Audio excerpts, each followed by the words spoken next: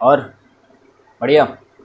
आज हम लोग बात करने वाले हैं अपने फाइनल टॉपिक के बारे में, जिसका नाम है एपोमेक्सिस एंड पॉलीएम्ब्रियोनी। ये इस चैप्टर का लास्ट टॉपिक है और इसी वजह से यहाँ पर टेस्ट के रिगार्डिंग जो डिटेल है, इस चैप्टर का टेस्ट भी आपको जल्दी आ रहा है। उस टेस्ट का डिटेल जो है वो आपको डिस्क्रिप्शन बॉक्स में लिखा हुआ है, तो वहाँ पर जाकर आप चेकआउट कर सकते हैं।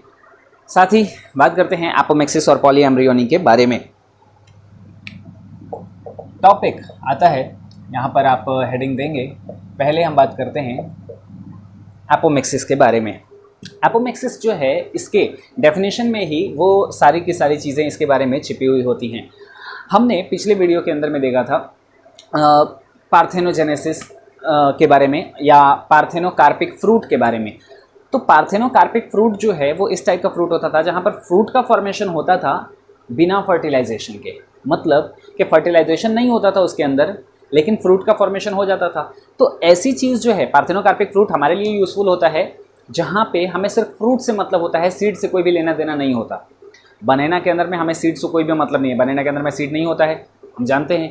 एपोमेक्टिक फ्रूट है वो, पार्थेनोकार्पिक फ्रूट है वो, तो हमें उससे कोई भी लेना देना नहीं है। हम उसका फ्रूट खा लेते हैं, फ्रूट को यूज़ कर लेते हैं और फिर सीड से कोई भी मतलब नहीं होता है। लेकिन बहुत सारी जगहों पे ऐसी भी चीज़ें होती हैं जहाँ पर हम जब फ्रूट की बात कर रहे हैं कि बिना फर्टिलाइजेशन के फ्रूट बना लिया जाए तो पार्थेनोकार्पिक फ्रूट बोला जा रहा है, और बिना फर्टिलाइजेशन के अगर सीड बना ली जाए उसे एपोमेक्सिस कहते हैं। ठीक है, तो यहाँ पर एपोमेक्सिस जो है बिना फर्टिलाइजेशन के यहाँ पर सीड का फॉर्मेशन हो रहा है।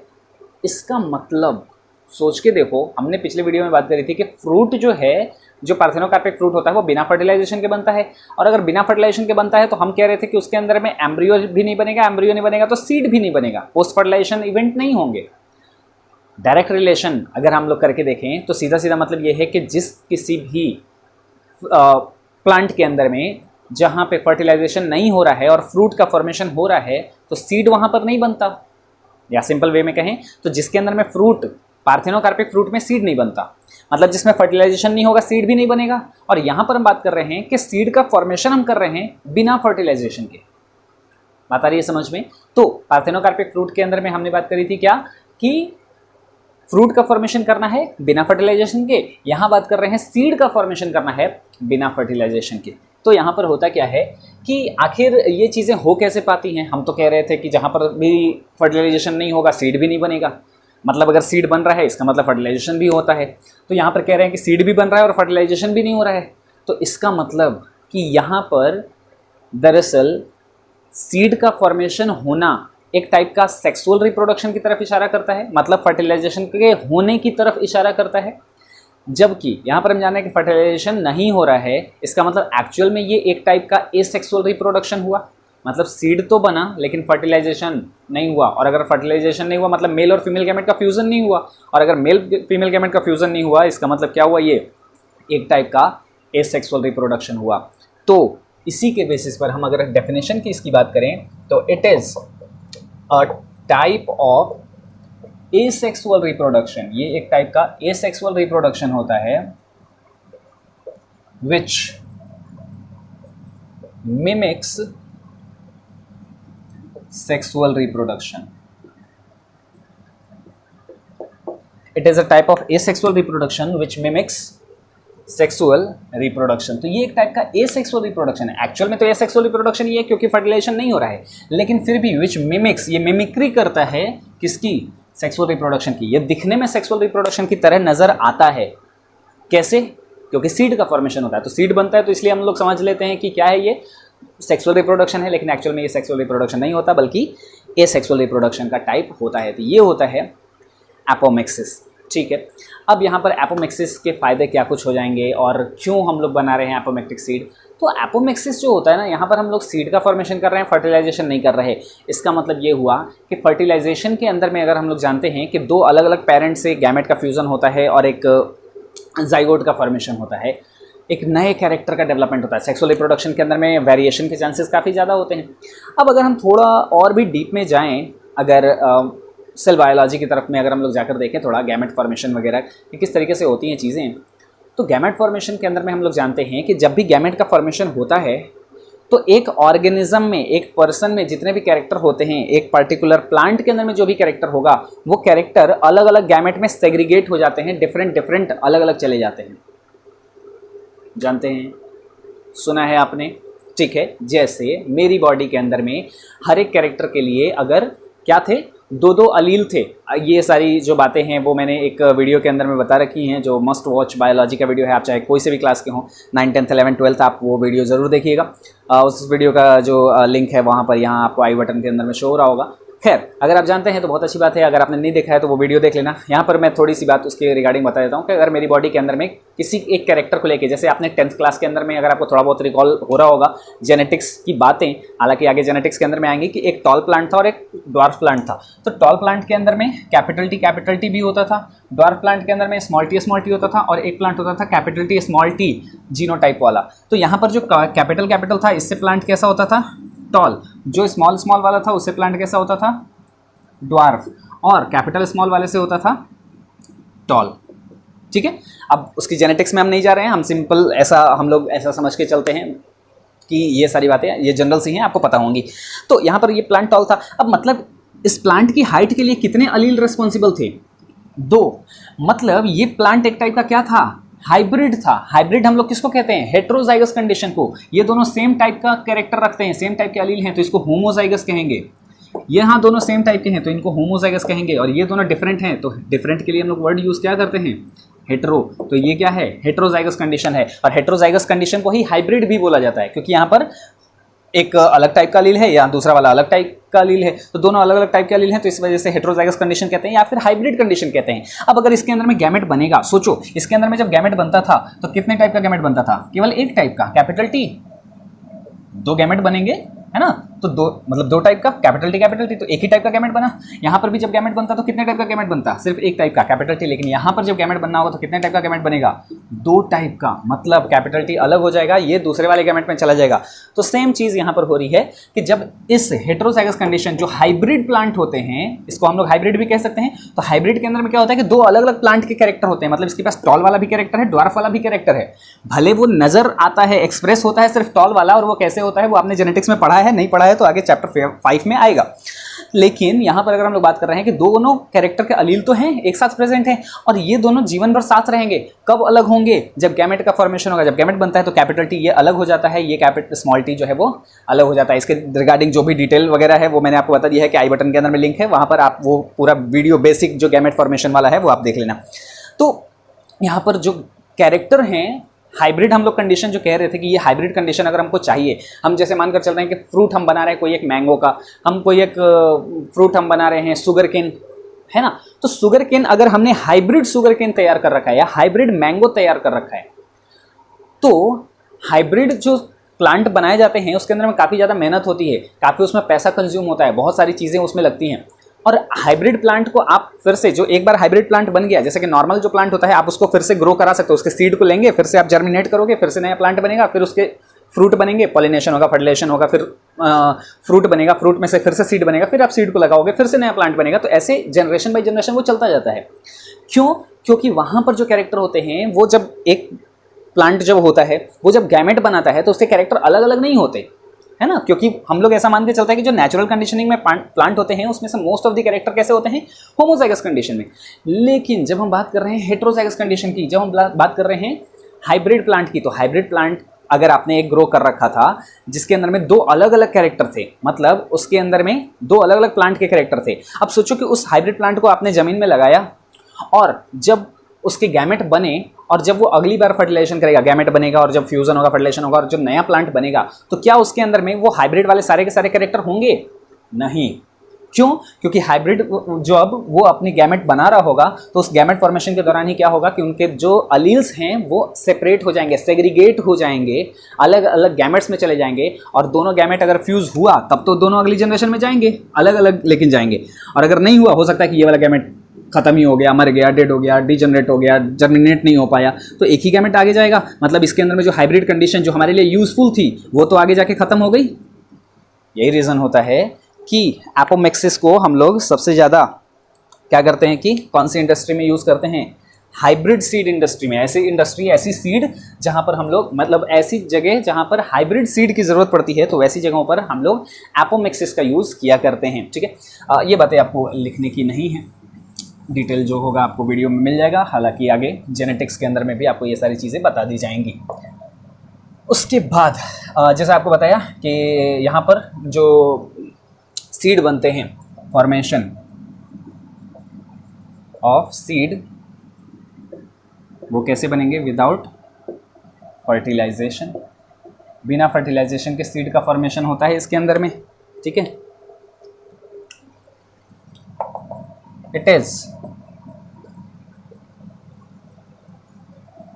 Extensively used in hybrid seed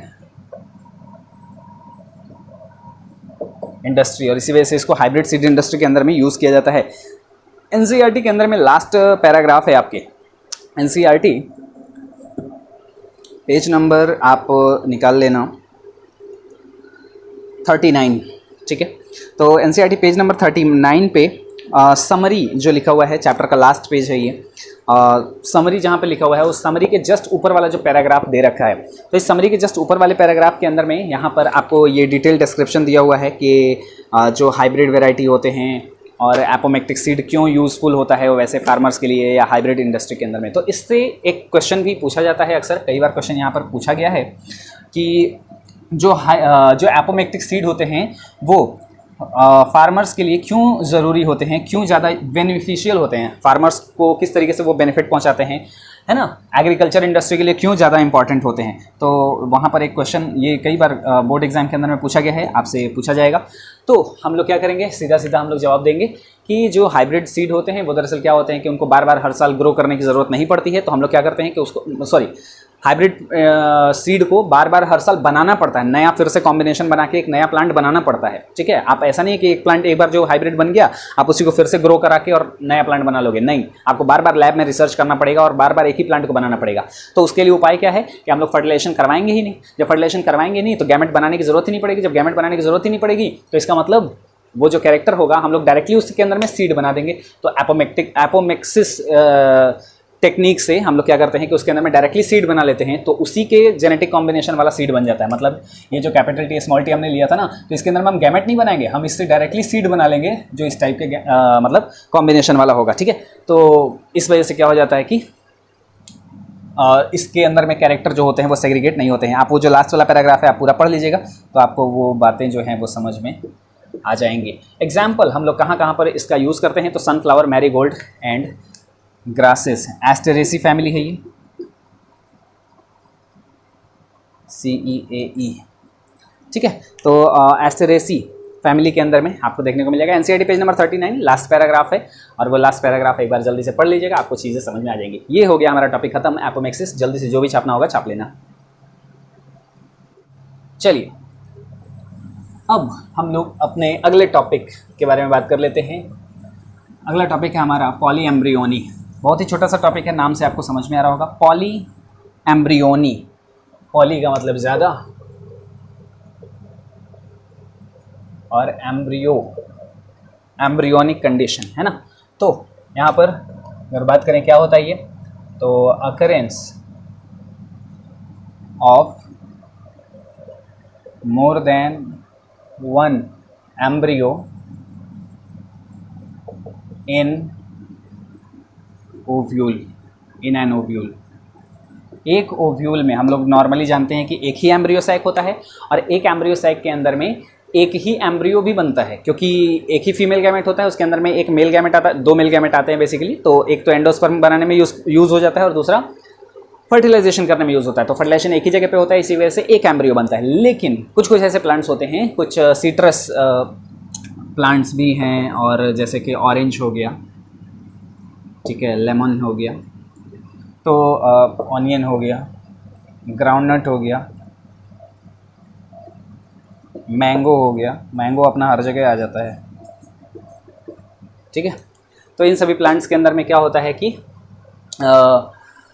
हमें पॉलीएम्ब्रियोनिक कंडीशन देखने को मिलती है। मतलब इसका जो सीड होगा ना, आप सीड को जब तोड़ोगे, उस मतलब सीड क्या था, एक टाइप का ओव्यूल ही था, ओव्यूल जो सीड में कन्वर्ट हुआ, तो occurrence of more than one embryo in an ovule, तो एक से ज़्यादा एम्ब्रियो का प्रेजेंट होना एक ओव्यूल में, मतलब एक सीड के अंदर में जब आप तोड़ेंगे तो उससे एक से ज़्यादा एम्ब्रियो बाहर निकले तो उस कंडीशन को क्या बोलते हैं, पॉली एम्ब्रियोनी। किस किस के अंदर में देखने को मिलेगा, orange, lemon, onion, groundnut and mango. आप जैसे कि ऑरेंज का सीड ले लेना, नींबू होगा आपके घर में, लेमन ले लेना, है ना, उसको काट के, और उसके जो सीड होते हैं, सीड को आपने काटा होगा तो उसके अंदर में से ग्रीन कलर का कुछ सब्सटेंस बाहर निकलता है, वो एम्ब्रियो थे, है ना। आप अभी लेमन सभी के घर में अवेलेबल होगा, तो लेमन को जब आप बीच से काट के देखेंगे, उसके जो सीड होंगे उसको सीड को काट देना, कई बार चाकू से काटते समय सीड भी कट जाता है, तो उसके अंदर में से ग्रीन सा पोर्शन निकलता है, और वो ग्रीन सा पोर्शन 2 या 3 होगा, देखिएगा। तो लेमन के अंदर में 2 या 3 एम्ब्रियो जो हैं वो एक साथ प्रेजेंट होते हैं, ठीक है। तो वो सारे के सारे क्या हैं, एम्ब्रियो होंगे।